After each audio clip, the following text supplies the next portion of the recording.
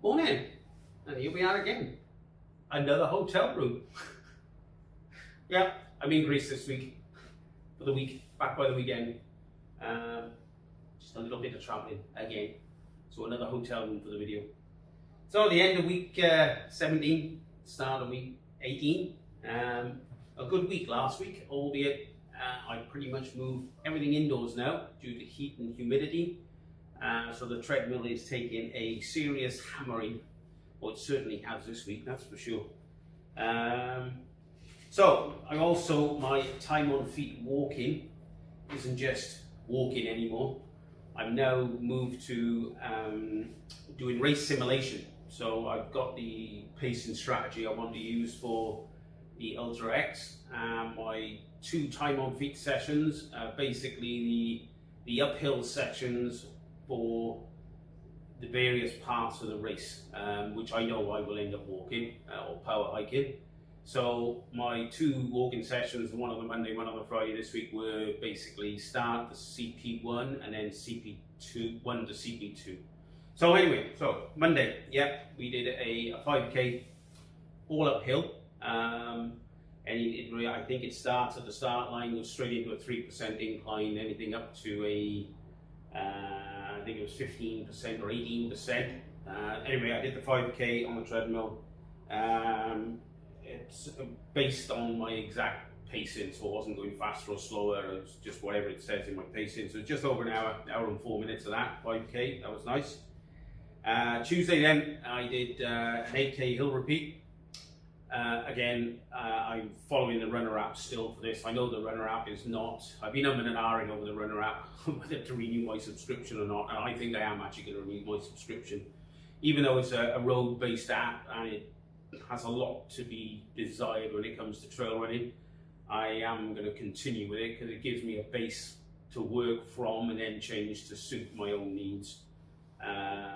It just takes a lot of my guesswork out of it. Guesswork it being the main thing as well. I think I'm guessing in the wrong places. So anyway, so Tuesday was an 8K hill repeats on the treadmill with a 10% incline. So I put the treadmill at 10% and then did the hill repeats as per the runner app. Wednesday, I've now moved to full body and core strength training, as we know, on 1 day a week. I am thinking it might need more than 1 day a week after this event, but for now it's going to stick to 1 day a week. I've increased the weights on a lot of it now, so pretty much everything now is either using an 8 kilogram kettlebell or 2 8 kilogram kettlebells. The farmer's carry I've looked at to 10 kilogram in each arm, which is not easy. I haven't been able to get hold of a set of 10 kilogram kettlebells yet. So I'm carrying a 6 and a 4 in each hand. It's a little bit entertaining. It's like carrying shopping bags, one trip or die trying. But that's where we are with that. That's going well. That's definitely going well. My hamstring issues, I don't think it is a hamstring issue after all. The more research I've done into it, it's the tendon here, the semi-membranous tendon here, not my hamstring as such. And the sort of single leg RDLs seem to be helping with that. So starting to build this up is definitely beneficial. That saw us on Thursday. So Thursday again was back on the treadmill, just a nice 7K easy run. 0% incline, just a straightforward 7K easy run. It's quite novel actually. The 3 dogs sat around me while I'm on the treadmill. I think they think I'm mad. Friday, I was back to more time on feet walking. So again, I did, like I said, I did the section which was CP1 to CP2 for the race simulation.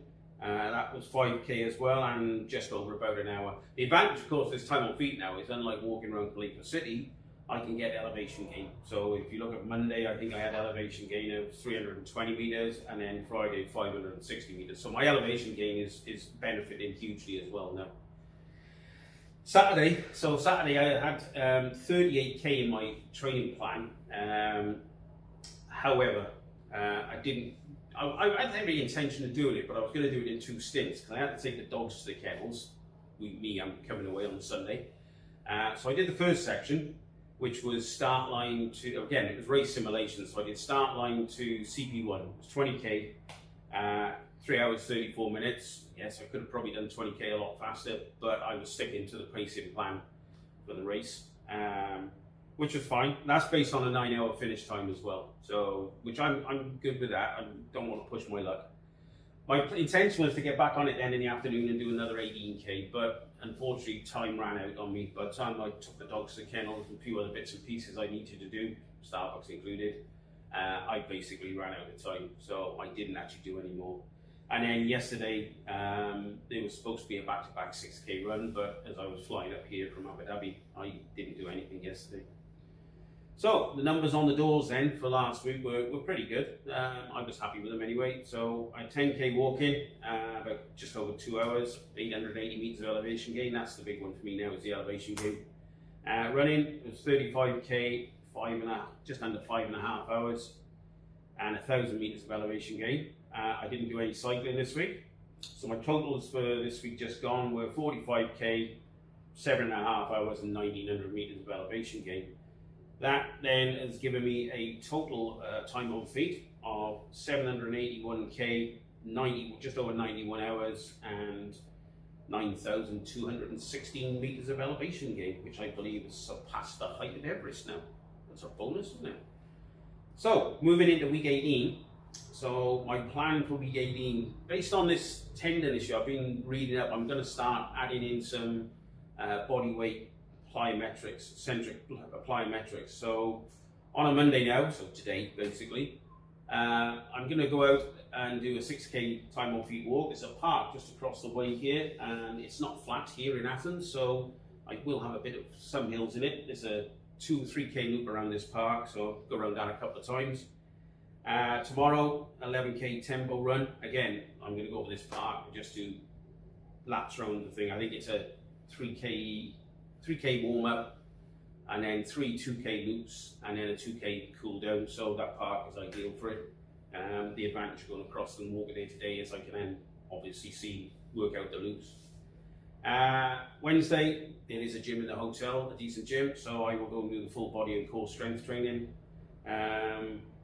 And then Thursday is a 12k easy run. I'm actually on foot 3 kilometers from the Acropolis, and that's uphill as well. So it might not be an easy run, it might turn into a hilly run. I'm going to maybe run from the hotel up to the out and back, up to the Acropolis, around the hill the Acropolis is on, and run back. We'll see. It'll be something different, that's for sure. Friday, then I'm supposed to be up 6k time on feet walking and eccentric plyometrics again, but I'm flying back to Abu Dhabi on Friday, so that's probably not going to happen on Friday. Saturday, it's a 30k long run in the diary for Saturday. So my plan is to try and do CP race simulation again, but it's the last 30. I'm going to do the last 30k of the race, which is CP1 to CP to the finish. Basically, CP2 is 20k in, so CP2 to the finish line. But again, I've got to go and collect the dogs and a few bits and pieces, so we'll see how time goes on that, basically. And then Sunday is either a rest day or a back-to-back day. Depends how much I get done on the Saturday. If I don't do it all on Saturday, I'll make up for it on the Sunday and do probably, which is probably what's going to happen. I'm probably going to split that and do the second half on the Sunday alone. I would like to get that 30k in all in one hit. We'll see. So that's where we are. That's where we are at end of week 17 and going into week 18. I've started making lots of notes towards this race, of sort of pre-nutrition thoughts and race day nutrition and one thing and another, pacing strategies and things. And I've got some fueling and nutrition ideas in my head at the moment, which I'm probably going to write down this week so I don't forget them for the race.